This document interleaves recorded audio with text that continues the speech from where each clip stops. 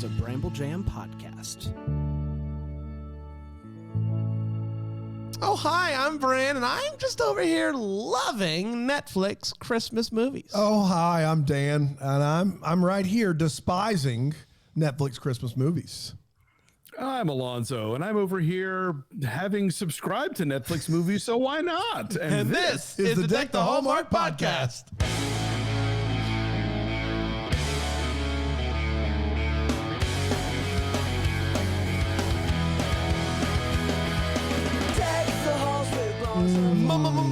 Monday, y'all. I did think this was a much more successful intro with Alonzo. Yeah, It was a great intro. Maybe our best ever. Now, Alonzo. And we did it on the first take, which is crazy. First take, they call me First Take Fran. First take Fran is what they call you? All right, Fran. Thank you. I did have some friends in high school that call me Fran for reasons I don't know. Instead of Bran? Yeah. That's a weird one. Wow. Yeah.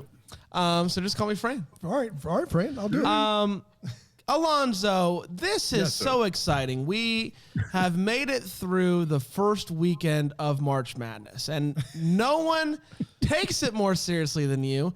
You did fill out a bracket for the Double Decker Tournament Challenge, which has just been a huge success this year. Huge success, and I want to be clear, we're not through the first weekend because their games are on They Monday do this happen year. tonight. Right. That is right. It's a very weird year. But how are you looking so far, Alonzo? How's it going for you, pal? I'm so confident that I'm just not even looking at Wow. my bracket. It is what it is, and it's gonna do what it's gonna do. Amen. It's a ton of fun to do that every year because you get to see people that know nothing about basketball doing really well, and it's like when you were talking about the Oscar pool and other people would do better in the Oscar pool, or like you pick some game, like it just mere mortals we all are is what I'm trying to say. It's the sitcom where the guys get together and play poker, and then the one dorky guy insists on getting invited and he doesn't know how to play, and then he like creams everybody. That's right. Yeah, it's that thing. Well, the good news is, Alonzo, is I was talking to Tyler Hines last week, and I said, buddy, do you want to join our tournament challenge? And he was like, this is for football? And I said, no, not football, basketball. And he said, is that the sport where they all like just touch each other a lot? And I'm like, there is some touch. So he did not join the tournament. God bless But him. I did send him a quick little summary of So what he March knows Madness what is. March Madness so he is. does know what it is now. Thank goodness. Hey, Fran, here's that name you dropped. That's right. Thank you. Oh, Nailed it. hold on. I'll get back to you soon, Candace Cameron.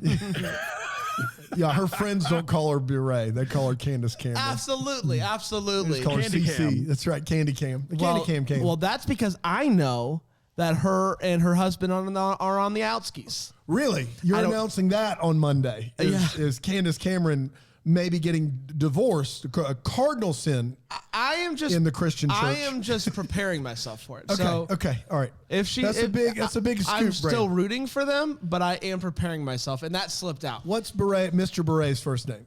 Hockey.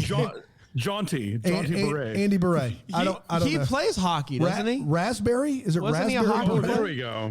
Raspberry Beret. I'm sure they're doing what? fine. They have a vineyard, right? They should put out a line called Raspberry Beret. They do. They're leaving money on the table. Yeah, I mean, come on. We just hire us for crying out loud, Candace. All we do is say nice things. You do about not need to come on the podcast, but for the love of God, give us some of that. That's right. That wine vineyard money. You know the kind. I know the kind. Believe you me. Are we ready? From one queen of Hallmark to the future queen of Aldovia. You said it, my friend. Man. We are going back a few years to the first of the Christmas Princes. We're talking about A Christmas Prince. It originally aired on November 17th, 2017. And it went a little something like this.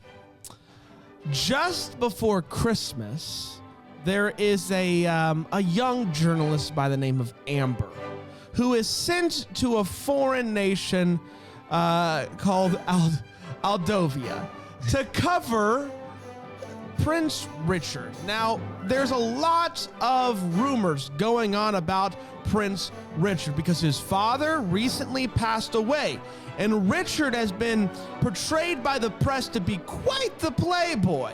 and he's also rumored to be planning to not follow in his father's footsteps, to give up the throne. Now, Amber is given this assignment, so she's hoping that she can get some big scoop, but it does require her to be gone during the holiday season. So she heads across the pond, and when she gets there, she tries to get a cab, and some guy with quite the beard steals the cab and is like, sorry, Chip, got a blast. So she heads to the royal family's palace for a press conference. The prince is a big old no-show. Amber doesn't want to head home without any scoops, so she decides to snoop around the palace, which I guess is easier than you might think. Luckily for her, there is a new American tutor that is supposed to be coming to be the new tutor for Princess Emily. Princess Emily is classic princess, where she like hates the new person at first, and then once, you know, she like acts like you're kind of normal, then she loves her. You know the kind. Crown for Christmas. You get it. Yeah, I get it. You get it. Mulligan stew. We're here. Mulligan stew. Don't you know it? So Amber meets the royal family, and including Richard. She realizes, oh, that's the taxi guy who I was also kind of rude to. He was rude to me. It's a whole thing. And Amber and Emily go outside. They see Richard shooting some bow and arrows. They do it too. Big fun, big chuckles. Amber is at this party and learns that learns from Emily that Richard has this jealous cousin named Simon, who is next in line for the throne. So he's kind of wanting, you know, Richard to bow out so he can take the throne. There's also this woman named Sophia, who Richard suspects is only interested in him for the future title. Amber also likes Richard at this point and is kind of falling for this guy. What's a guy to do? Emily learns the truth about Amber's identity because she kept her password close to her computer, and agrees to keep it a secret as long as Amber writes a nice story that shows Richard for the good man that he is. Naturally, we do get some nice things to say about Richard when he's, having a snowball fight with the orphans. Amber and Richard and Emily, they get into quite the snowball fight themselves, and Amber and Richard get real close to each other. Amber follows Richard on horseback through the woods. Less creepy than it sounds. The horse throws her off. She's nearly attacked by a wolf. Luckily, Richard shows up and is like, hey, get away. Richard then takes Amber to this cabin in the woods, again, less creepy than it sounds, and kind of opens up about how he's feeling not so sure about the throne and how his father wrote this poem, and I don't understand what it means. And then they almost kiss. They're interrupted by the neigh of a horse. Richard goes to check that out, and Amber does some more snooping and finds, thank God, in a short amount of time, a hidden compartment in the desk, and there's a folder in it. She smuggles the folder back to the palace, and she finds out that Richard was adopted. Danny's adopted? Richard was adopted. Richard doesn't know. This is a big deal because if you're adopted in this village, I can't. You're not real. You're not a real kid. You're not a real child. You're not the heir of the throne if you're adopted. Boy. So this is some serious stuff. She doesn't know what to do with this information. She doesn't want to publish it because she's starting to fall for this guy, and there's real stakes. But she also, it's her job. And what do I do? What do I do? So Sophia finds out. She goes snooping in Amber's room, finds the adoption certificate. She's like, I'm going to use this. Don't you worry. It's time for a big party. They're dancing. They're slow dancing. They have a wonderful night together. And Richard is basically, he's announcing that he's going to do it. I'm going to follow my father's footstep. And that is when Simon and Sophia are like, we got the scoop, everybody! hey, holds up the certificate like a WWE belt and is like, look at what we have here. Everybody is very shocked by this, but no one more so than Simon, who's been kept in the dark by his parents his entire life and stabbed in the back by the girl that he's falling for. Tough luck, pal. Amber goes after him and he's like, get out of here. I'm not having it from you right now. So it's time for Simon to finally be crowned the king. And what are they going to do? How are they going to fix this? Well, Amber decides she has an epiphany where she remembers the poem and she remembers this ginormous acorn that they put on their tree, and it all comes together. She goes to get the acorn. She opens up the acorn. And there's a letter inside of it from the king who says, hey, for now on, adoption's real. You are a real kid, and you can be the king. And so she goes, and just as Simon is about to get the crown on top of his head, she says, no, don't do it. And so everybody's very excited because Simon's the worst. And finally, Richard can be the king. Now, flash forward about a week. It's New Year's Eve. Amber's back in New York City at her dad's Rudy's diner, and they're counting down, and she hears there's a snowball on the window. That's the sound of a snowball on the window. She goes outside. It is Richard, and he's like, hey, turns out still love you. Would love if you would get married to me. Proposes. She's kind of like, I don't know, playing the long game there. Finally says yes.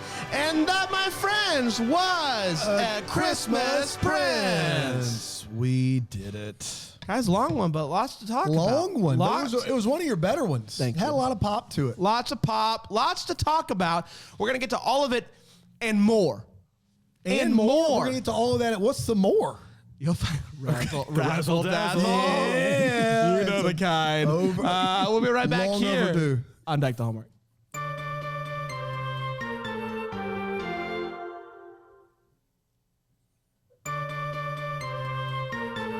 We're back, everybody. Oh, We're boy. talking A Christmas Prince, the Netflix mega hit from Mega hit. 2017. Yeah. I'm very excited to break this one down. It has been a little bit since I saw it. I was happy to watch it again.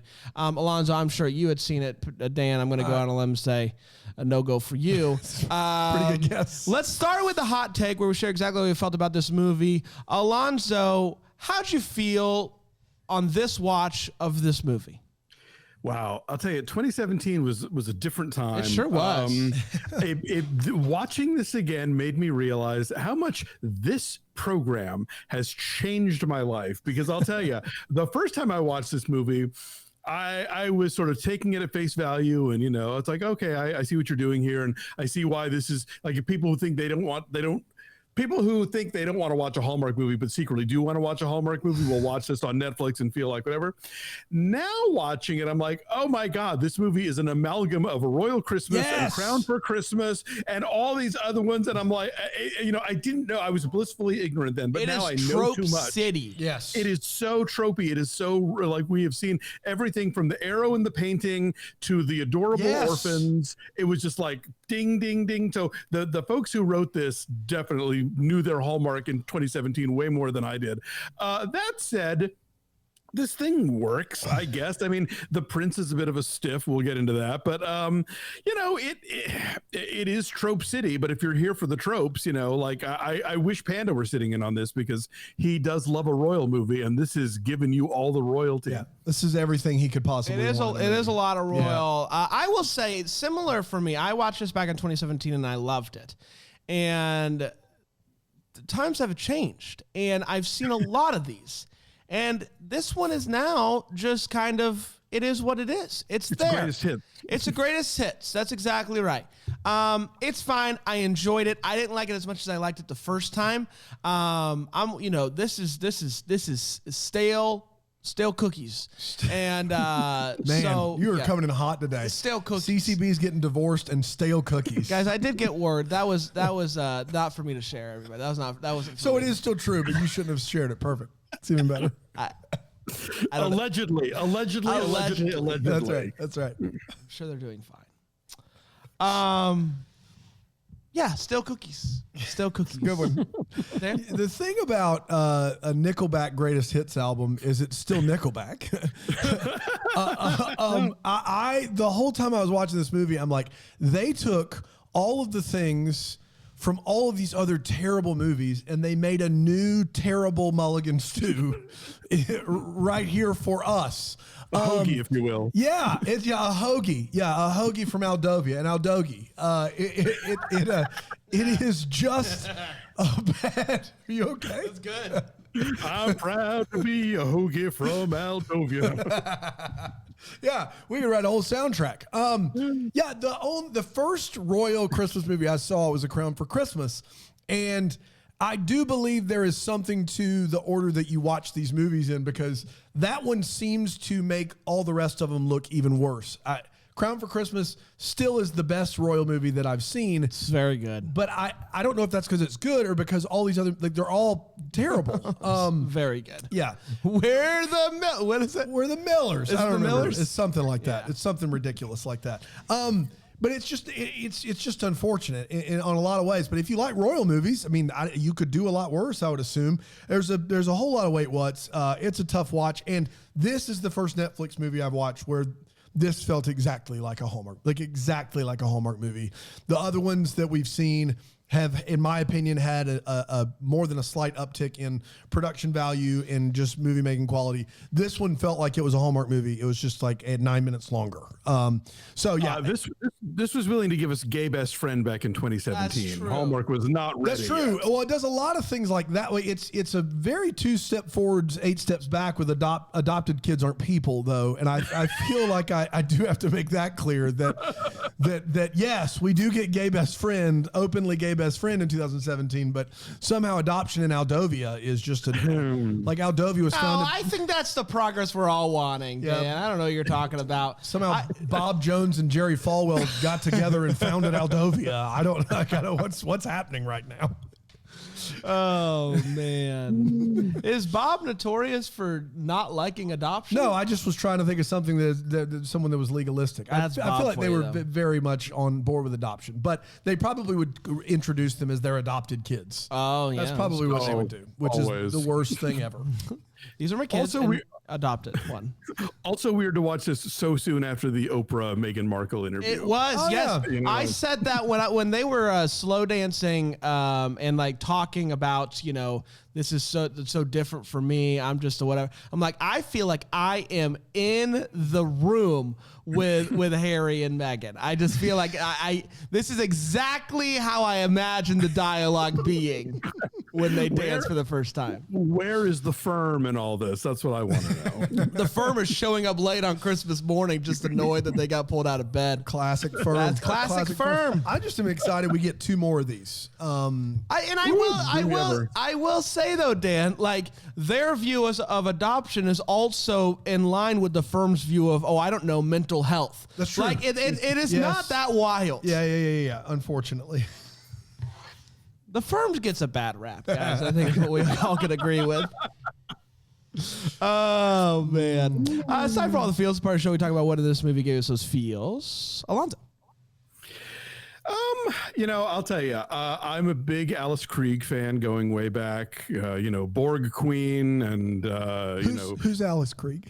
she plays the Queen in this movie. Oh, okay, Oh, gotcha. yeah. Good. Yeah, sorry. She's come on. She was on Star Trek. I thought we had something to work with here. Unless it's Dr. Quinn being the Queen, I'm not interested. Okay, sorry. She was the Borg Queen on Star Trek, and she's a Canadian actress, like done like very cool stuff over the years. Her big toboggan scene, I thought, this is nice. This isn't. I get what they're doing here. They're playing around with the thing. You think she's going to be all Queen Dr. Quinn about it and just scold, but she's like, and next time ask me. That was nice. There is a Christmas market in this movie, which I'm always a sucker for. Lots of snowfields. Lots of snowfields. Yeah. yes. Lots of snowfields. I will definitely give them that. And again, like I think Netflix very often with these, as we saw with Dumbo Drop or whatever, they're like, well, we don't have to do the snow thing. We're going to be tropical, but this time they go full snow. How dare you besmirch the name of the Dennis Leary classic Operation Dumbo Drop. Who do you think you are? This is why people don't like film critics.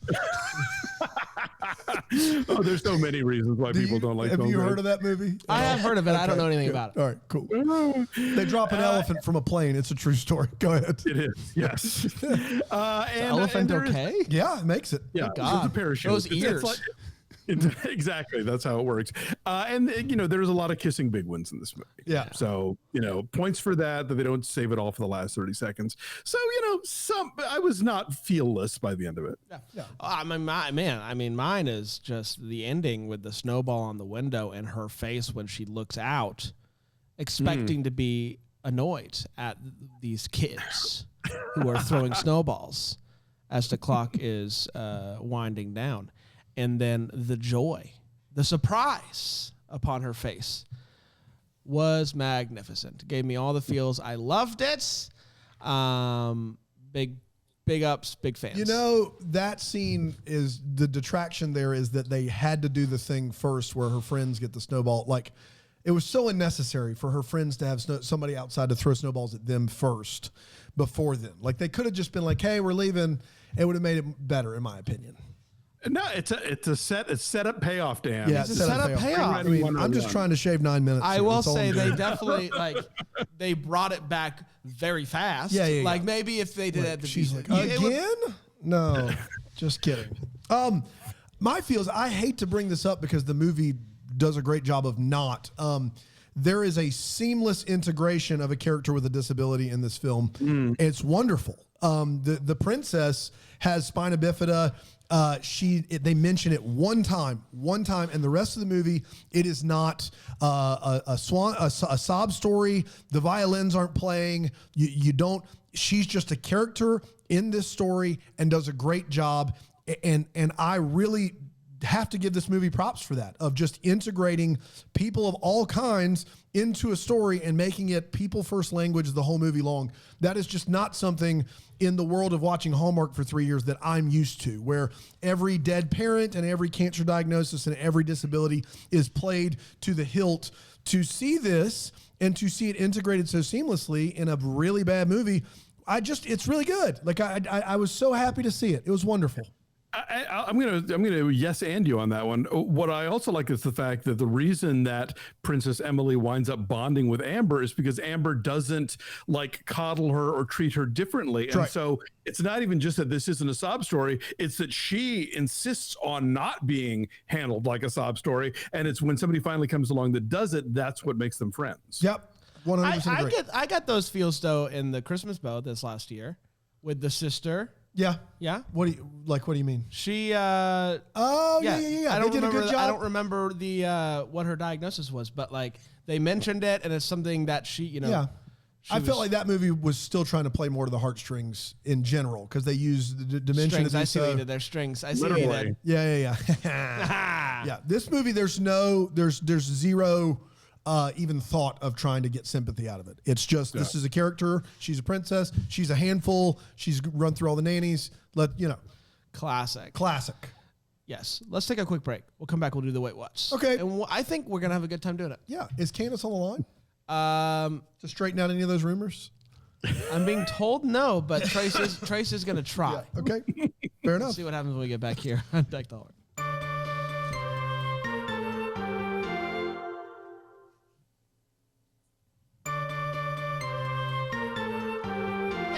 Yeah, Trace, you get any luck there? I did. Basically, she wanted me to forward you this message, which is shove off. Shove off?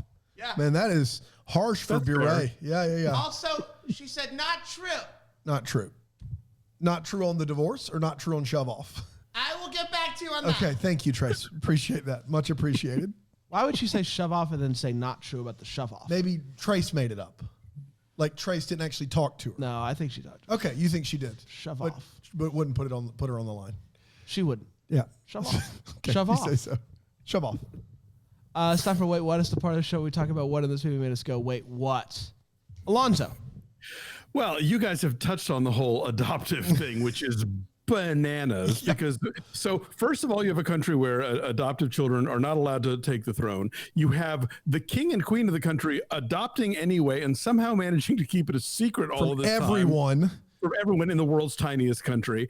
And then at the end, put yourself in the shoes of Princess Emily, who hears that her father has changed the law so that his adoptive son can take the throne, but has not changed the law to stop Aldovia from being a patriarchy where only a man can take the throne. Yeah. You know, when you put it like that, Aldovia kind of sucks. Yeah. Well, it's like Coming to America does the same nonsense just to get a plot out of it. You know, it's like you had all this time, Eddie Murphy, and you never bothered to change your country's constitution or whatever so that one of your 3 daughters could take the throne. Well, shut up. And then to kind of cherry on that Sunday is that he finds out he's adopted, Danny's adopted, and he is like, he runs off and the mom comes in and he's over it in like a half a second. Like even in TV time, that was lightning quick. I mean, you know, that's years to unpack. And he's just like, yeah, no. I'm in. Let's do it. And that's with 9 extra minutes. That's right. You get 9 extra minutes there and it's still quick. Still quick. Yeah. Also, can I suggest that if you are a tabloid reporter who has somehow miraculously managed to go undercover inside a palace, that you would not leave your password next to your laptop where any child could find it, and then later on, maybe not leave adoption papers strewn about the bedroom where no goodniks can then sneak into pick your lock and get into your room and find everything. She's a terrible journalist. Yeah, not good. Yeah, cavalier with classified information would be an understatement. I feel to say the least. Yeah, buy like a briefcase or something. Anything really will do. Jeez, put it under the mattress. Like, seriously. Try. Yeah. Come on. And then the whole thing with the horse and the wolves is just a little bananas. Yeah. That she would steal a horse, follow him, not not figure out how to not be a good enough horse equestrian to not get knocked over like that. And then the whole thing with the wolf, that's the one moment that they stole from Beauty and the Beast. Yeah. Now I have never seen a wolf in the wild, but I did look it up and I was correct in the fact that you do not sit down when you see the wolf. You don't go. She looks at that wolf and goes, okay, don't panic. I remember my training. Sit down. She thought it was a bear. Yeah. She thought it was a bear and she had to play dead. And kids, if you're listening out there, what you do is you actually make yourself taller, look the wolf in the eye, and back up slowly while maintaining eye contact. And say, stop it. Yeah. It's actually the same thing I do if I see Candace Cameron Bure. She said, shove off, Dan. Shove off. That's fair. Yeah. That's fair. Wolf, let's sit and have a tea party. Stupid. That's all I got. All right. I have a handful, if you will bear me the time, Dan. I'll bear you the time. None of the regular writers could go investigate the royal family. Yeah, no kidding. She is sending a first-time reporter to go investigate the royal family. Yeah. Because none of the regulars. Yeah, but it's Aldovia, okay? It's not the big, you know. I don't know. I don't know. Yeah. It's enough to make tabloids. Apparently. They're not a tabloid. They're like a Playboy Richie. No, I'm culture saying they show tabloids of Richie over there. Why was she trying to get in a cab in the first place if there's a bunch of press vans that are taking you to the palace? Why is she trying to get in the cab? I have no idea. I figured the fans went to the hotel and she had to take the cab to the hotel, but who knows? Okay, no, that's fair.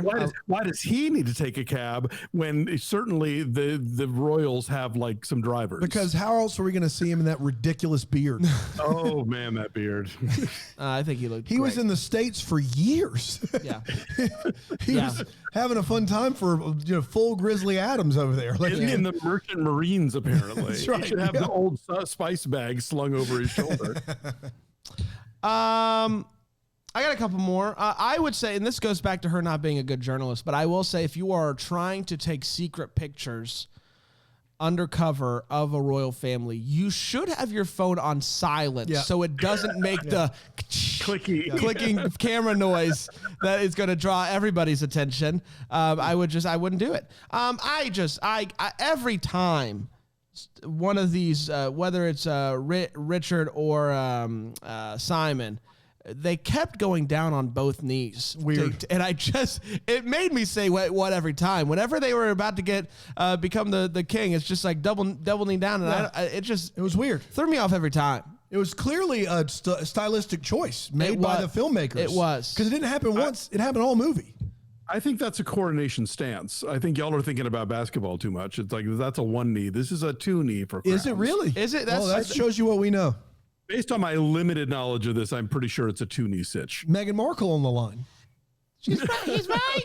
Okay, good. Thanks, Meghan. Got that? Sorry about everything the Crown did to you. Got to talk to Oprah. Worth it. There is a ginormous poster inside of this diner that just says Mexican dishes. Yep. It just says Mexican dishes. You know those New York diners though, they have everything. They have every kind of food. That's what Mexican dishes. That's wild. And champagne on New Year's. That's right. That's right. A lot of flat champagne in this movie. A lot of just flat like champagne. bubbleless champagne. That's the good stuff. I'll have one of those Mexican dishes. Yeah, and some flat champagne if you could. Specialties of the house coming right up. On the rocks. If you could water it down some, that'd be awesome. I don't know what I'm more amazed at. The fact that there's a poster that just says Mexican dishes on it, or that somebody bought it for a movie. That's right. We're like, put this Either up in the one, I'm background. surprised by Mexican dishes. Well, this is Canada's idea of what New York looks like. That's right. Yeah, true story. They'd probably have a poem, Mexican dishes poster, yeah? Yeah. Dan? There's a line. There's always a line or two early in the movie when they're trying to establish kind of the impetus of the plot moving forward, or like where the character is to start their journey. And sometimes they're worse than others. I don't know why I laugh so hard at this, but her best friend in the office says, "Amber, we're junior editors, not writers." And I, like, for the life of me, if you're in this line of work and you're editing writing, like, to say that you've not climbed the ladder to writer that line exists for no other purpose aside from to set up just how low she is on the totem pole, and real bad. And I've been an editor at a magazine, even a junior editor at a magazine, and let me tell you, we all were expected to be able to write at one point or other. That's right. You have to write to do that job. Whoever is making this movie is so excited that Americans get to throw around the term abdicate, which we haven't said, I think, since 1783, but we get to say it a lot in this movie early on. I had to Google it 3 times. I kept forgetting. Yeah. The magazine. Interregnum also. Yeah, interregnum. Yeah. Not since the Oliver Cromwell. You can't say that on TV. Yeah, come on. It's a family-friendly podcast. Good Lord. Shove off, Alonzo. Shove off. Gee. We know things. So hardly no regnum. There's her boss, the boss lady, big boss lady Jeffries, who is in charge, who's mad because of the story. There's a giant magazine cover in her stone office, an office made entirely of rock, apparently. And the title of the headline of the magazine just says pop singer. That's all it says on it. It doesn't have like a name or world's best. It just says pop singer on it. Like, I mean, I know. I hear pop singer likes Mexican dishes. Yeah, they probably got them at the same poster store. Yeah, she it's goes, a 2-for-1 special. She goes by her dad's diner to pick up food, and he's like, an Irish bloodhound and a coffee. I don't know what an Irish bloodhound is. Anybody here? No. I can do a quick Google. But I am amazed that she is going to get in New York City a cup of coffee and whatever is in that bag for $4.95. And that is apparently retail price. I'm very impressed by that.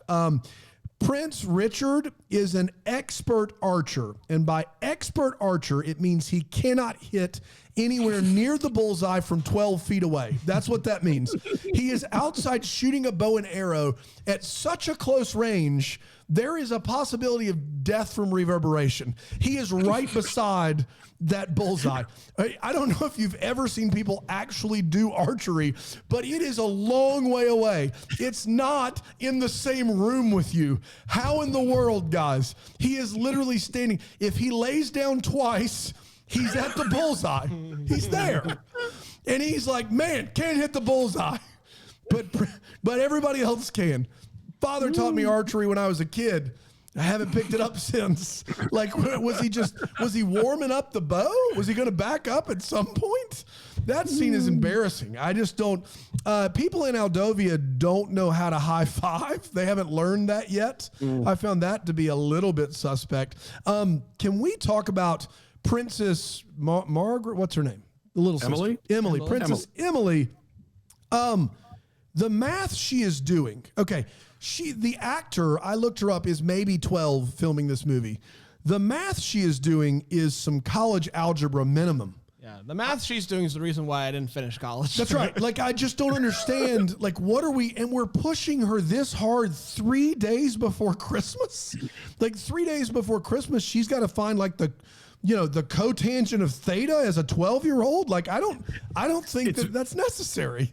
It is very important that she be educated for when she never gets to become queen of the country. That's right. She has to rely on her intelligence because she's too female to be in charge.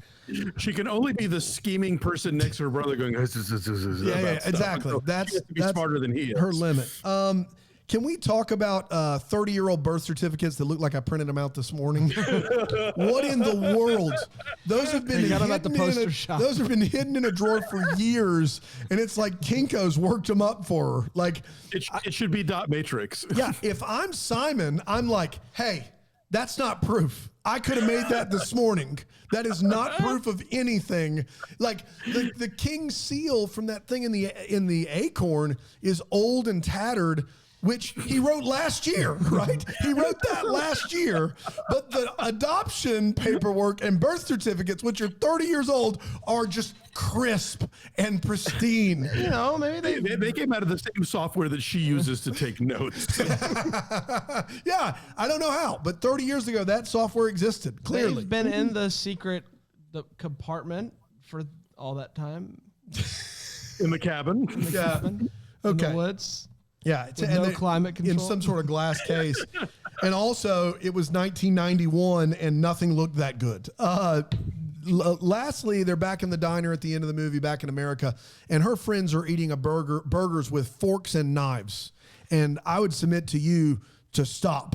Stop doing that right now. Be an American, for goodness sake. You're in a diner. Do not get your fork and knife after a burger. Don't do it. It's not okay. That's all I got. Is this a Canada thing? I don't know, but they're on the plate. Like, I don't know how else to read that. Like, they're sitting there and there's a burger. It's like a little pie shape cut out of the burger. I don't know what's going on. Doesn't make any sense. Yeah. Not good. It's time for What the Lifetime. It's the part of the show. What the flicks? What the flicks. With the flicks. Part of the show where we talk about any questions that we still have. We'd love some answers to. Alonzo? Yeah, I have a small one and a big one. The small one is when he finally proposes to her at the end, and one of the first things she says is, "But my career."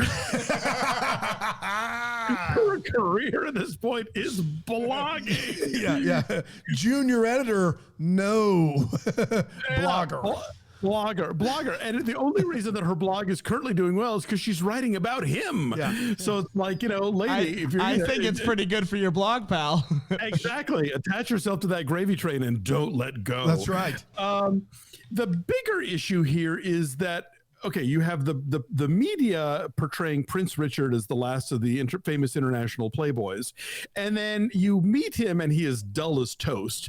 And so I'm thinking, that the dullest toast is what the face he puts on at home, like around the family, for the people of Aldovia. But when she really gets to know him, he's going to wind up being like the freak of all time, because there's no way that somebody this boring is like making headlines around the world with his madcap escapades. Wow. Yeah, that's a good point. Yeah, I agree with that. Or maybe all those escapades are misunderstood. They're just misunderstood. He's actually always helping orphans in all those cases. Yes, you guys get it. Shove off. Mine is Alonzo. You mentioned it, but Emily is able to hack into her computer because she says you kept your password in plain sight. Now we don't get any more information about where she is keeping her password. But why? Like, do you still, every time you open up your laptop, you need to remember you can't remember your password? Yeah. You need a reminder? And 2, where is she hiding it? Yeah. Where is it? It's written on a note card. She got off of Great Expectations. It's right there on the laptop. On a Memento Polaroid that she taped to the top of it. Yeah. I just can't imagine not knowing the password of being so insecure about whether or not I can remember the password to my computer that I'm just like, hey, there's a sticky note somewhere. Hope no one tries to get in It's it. under the sticky note that says fraud on it. Fraud? Deep cut for the kid. Fraud? Question mark? Fraud? Password? Yes, no? What do you think her password was? Password. 1, 2, I think 3, it was. 4, 5, 6. I thought it was. Yeah, that's another good one. What was it? Password is good. Yeah. 1, 2, 3, 4, 5, 6, or password. I think Dan's right. Yeah, I like all those. Dan? One word. Rudy. Rudy. What is this guy? Like, what are you? Like, I get it. We're not going to have clearly defined characters. But first of all, is she adopted? because there's not a lick of familiarity between the two of them. At one point, he's got a New York accent. At one point, it's a little bit Hispanic. And at one point, it's just kind of like animated character bad guy. There's a little Italian flair in there, There's too. some Italian at some times. I don't know what's happening with this character. I just need a backstory on Rudy. I don't know. Every time he's in a scene, I feel like he's going for something different. I don't know what's happening with him. He's got a 5-alarm chili. That's right, 5-alarm chili. That's right. Man, I don't know. I don't know how much clearer you can be than Mexican dishes. It's in the poster. Yeah, It's clear as crystal. Says it all. But was his wife like a precog? Like, how did they get to that? Like, how did they get to her as the spawn with him? Like, he's out of Goodfellas, and the kid is like blonde, pale skin. I don't like what happened there. Do you even get the precog joke? I don't, but I bet it's really good. I'm proud of it, but I'm sure it's really good. You'll get it later. No, I mean, listen. I am perfectly content not understanding. Poor Fran. Poor Fran. No kidding. Yeah. Hey guys, Yeah, Trace. followed up with CCBs. Yep.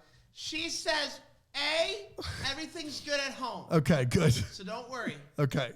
B, shove off. Okay. C, God bless. Okay, good. She said, yeah. I threw that C. Okay. Fair enough. Thank you, Trace. Thank you so much. Unbelievable. Shove off. Shove off. We did it, everybody. We did it. What do you say we do the second one next week? Oh, please, could we? Oh, I insist. Alonzo, have you seen all 3? Of course I have. Yeah. See, yeah.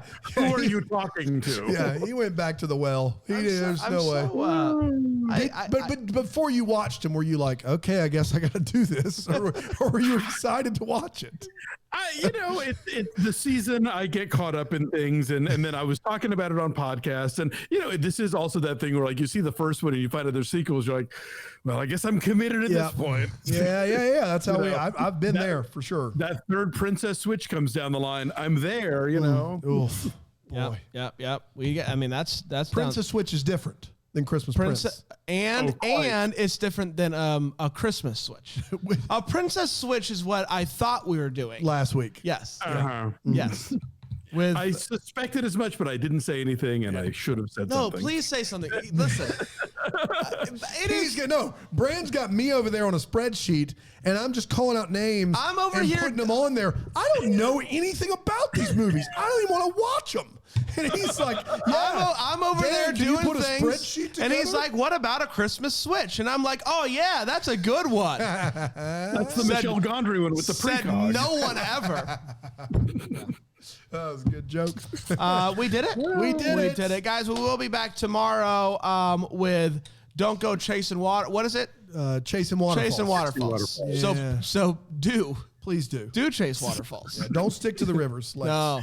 Get out in other bodies of water. Whatever you do. Amen. Until then, may we be the first to wish you a Merry Christmas.